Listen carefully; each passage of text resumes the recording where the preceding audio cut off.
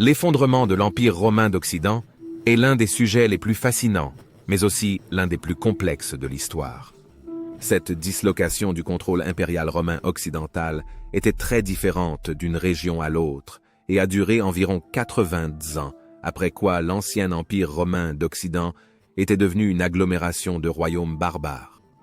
Nous avons vu que certaines parties ont résisté plus longtemps, comme le royaume de Dalmatie de Jules Napoléon, ou la province romaine de Caeaglius, mais en 486 après Jésus-Christ, le dernier bastion de contrôle romain de Caeaglius est également tombé.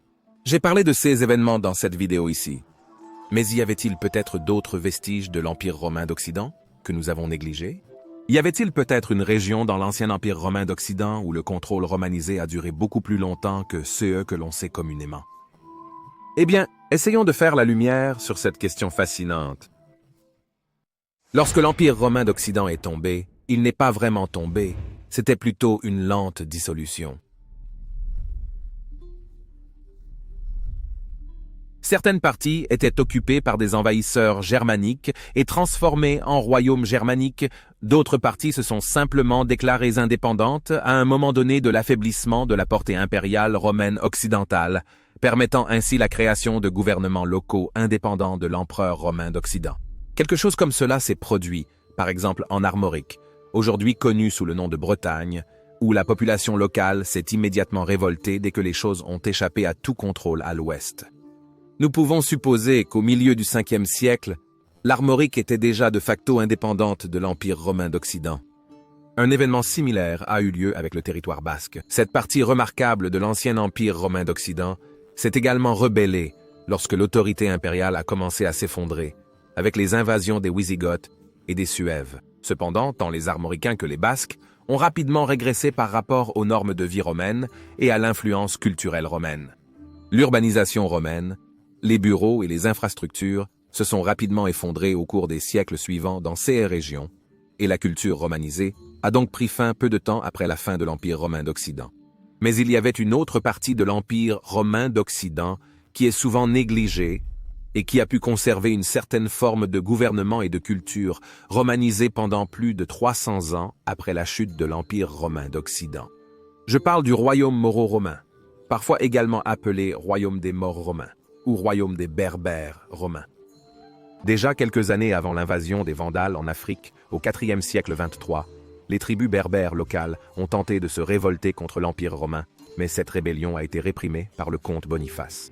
En 429 donc, les Vandales et les Alains ont traversé de l'Espagne vers l'Afrique, comme nous l'avons discuté dans cette vidéo ici.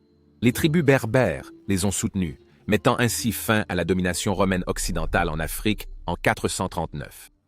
Ils ont ensuite profité de cette occasion pour former leur propre royaume indépendant avec la ville capitale Altava. Maintenant, pourquoi cela serait-il différent des autres parties de l'Empire romain d'Occident qui ont été intégrées au royaume germanique?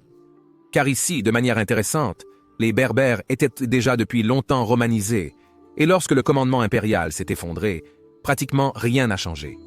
Il y avait une continuité culturelle et ethnique, où les coutumes et la culture romaine se sont poursuivies comme si rien ne s'était passé. Au lieu d'un empereur lointain avec ses préfets locaux, ce sont maintenant les Berbères qui gouvernaient, mais à part cela, rien n'a changé pour la population romanisée. Lorsque le roi Vandale Genseric est mort, qui était l'un des tacticiens les plus rusés et impitoyables de tous les temps, les Mauritaniens ont remporté des victoires impressionnantes sur le royaume voisin des Vandales. Sous le règne du roi Massuna, ce royaume a gagné plus de notoriété. Massuna s'est proclamé Rex Gentium Mororum et Romanorum, roi des peuples morts et romains.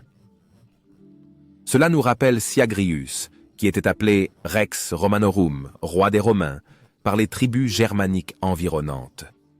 Cependant, il y avait aussi d'autres royaumes berbères établis dans la région à mesure que le contrôle des Vandales s'affaiblissait, comme par exemple le royaume numide d'Aris. Un dirigeant de ce royaume romano-numide appelé Mastise s'est même attribué le titre d'empereur des Romains et des morts, conservant ce titre pendant une impressionnante période de 40 ans. Cependant, bien sûr, ce titre n'a pas été accepté par la cour romaine d'Orient à Constantinople. Un autre fait intéressant concernant le royaume moro-romain est qu'il ne contenait pas seulement l'ancienne province romaine de Maurétanie césarienne, mais s'étendait également beaucoup plus au sud.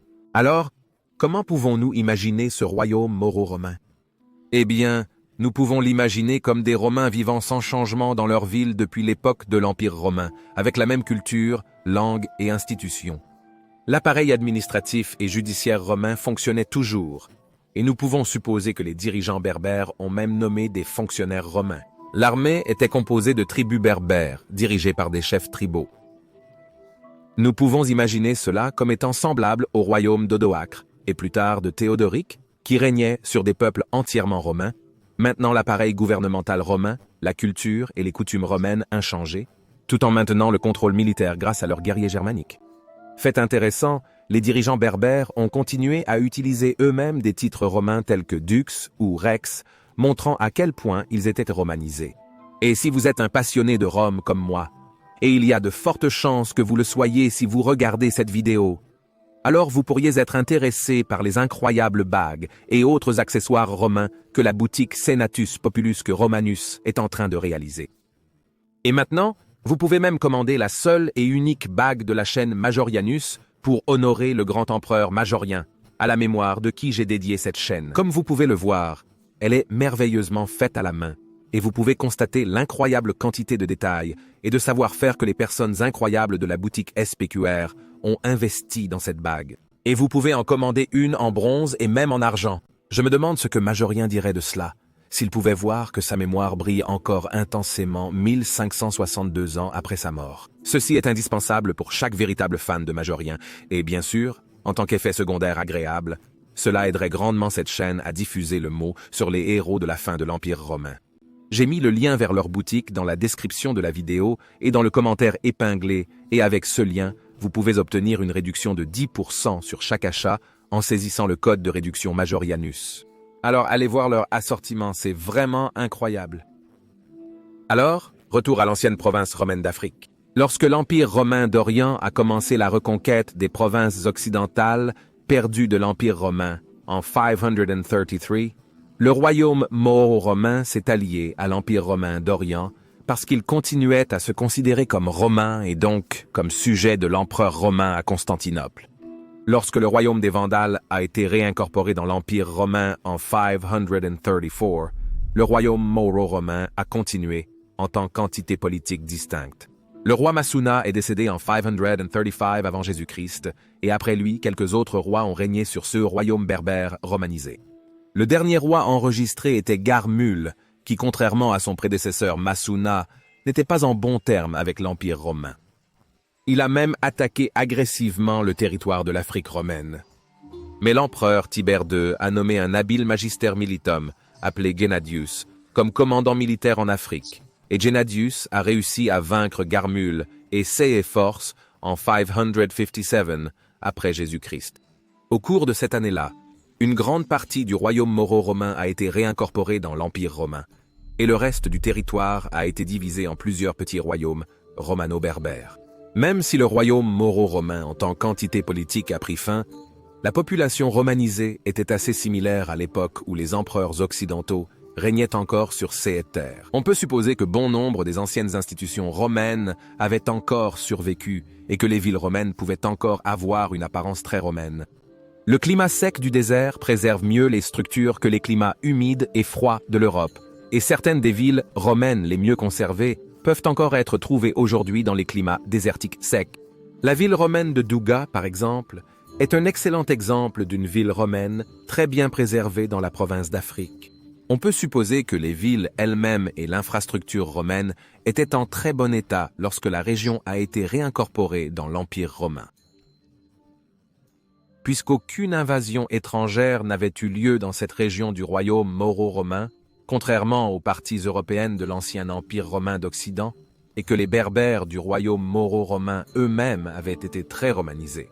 Nous pouvons supposer que, si vous aviez pu voyager, par exemple, à Césarée en 520, donc au milieu du royaume mauro-romain, cela aurait encore été étonnamment similaire à 100 ans plus tôt, lorsque la ville était encore sous la domination romaine d'Occident.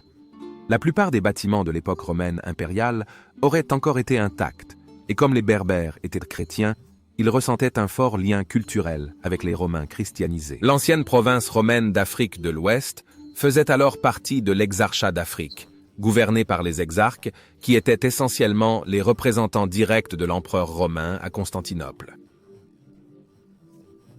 Le dernier magister militum per Africam, le très Gennadius, qui avait vaincu Carmule, fut fait le premier exarque de ce nouvel exarchat d'Afrique nouvellement établi. Et cette province de l'Empire romain ressuscité est restée à nouveau sous la domination romaine pendant bien plus de 100 ans, jusqu'à ce que, comme nous le savons tous, la conquête musulmane commence. C'était en 698 après Jésus-Christ que la bataille de Carthage a eu lieu. Les Romains avaient envoyé des émissaires aux tribus berbères et même aux Wisigoths et aux Francs, demandant de l'aide contre l'invasion musulmane. Fait intéressant, le roi Wisigoth Wamba a envoyé une petite force de 500 guerriers pour la défense de Carthage.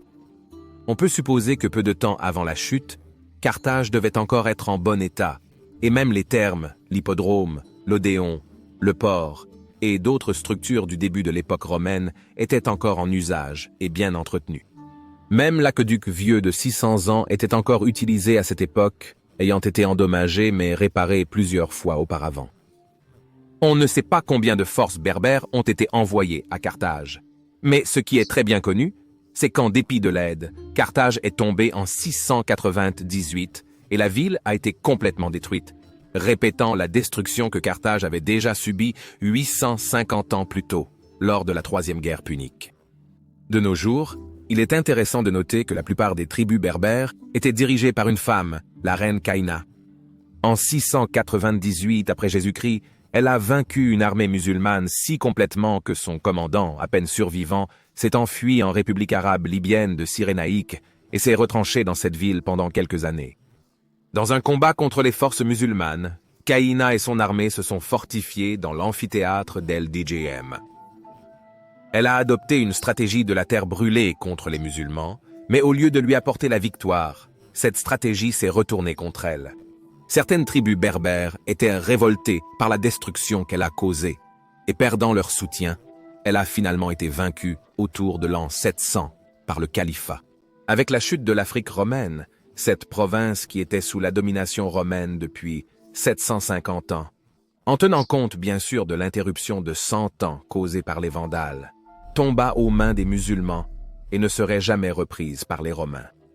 Ainsi, le CA du royaume mauro-romain montre à nouveau de manière impressionnante la complexité de la chute de l'Empire romain d'Occident. Mais le royaume mauro-romain était-il un véritable vestige de l'Empire romain d'Occident? Non, je pense que ce serait exagéré de dire cela, mais c'était une fascinante continuation culturelle et ethnique de l'ancien Empire romain d'Occident, où les Romains continuèrent de vivre, où les coutumes et les bâtiments romains étaient encore entretenus, et qui a perduré presque jusqu'à l'an 700, en tant que partie de l'Empire romain, réunifié avec siège impérial à Constantinople. J'espère que vous avez trouvé l'histoire du royaume mauro-romain aussi fascinante que moi, chers amis de l'histoire romaine tardive. Veuillez aimer et vous abonner afin de ne manquer aucune vidéo future sur la fascinante époque de la fin de l'Empire romain. Et s'il vous plaît, envisagez de soutenir mon travail sur Patreon ou via l'adhésion YouTube, car la pérennité à long terme de cette chaîne dépend vraiment de votre soutien. Sérieusement, cette chaîne ne fonctionnerait pas sans nos incroyables membres, plateformes de financement participatif et YouTube, et je tiens à remercier chacun d'entre vous qui soutient cette chaîne sous une forme ou une autre. Merci beaucoup mes amis. Et si vous voulez en savoir plus sur la manière dont l'Empire romain a pu reconquérir l'Afrique sous le légendaire général Bélisaire, vous pouvez regarder cette vidéo dans le coin supérieur droit. Mais si vous êtes plus intéressé par la façon dont la ville de Constantinople a changé en raison des conquêtes musulmanes, vous pouvez regarder l'autre vidéo dans le coin inférieur droit. Je dis encore merci à tous les amis de l'histoire romaine, gratias tibiago et benevalete.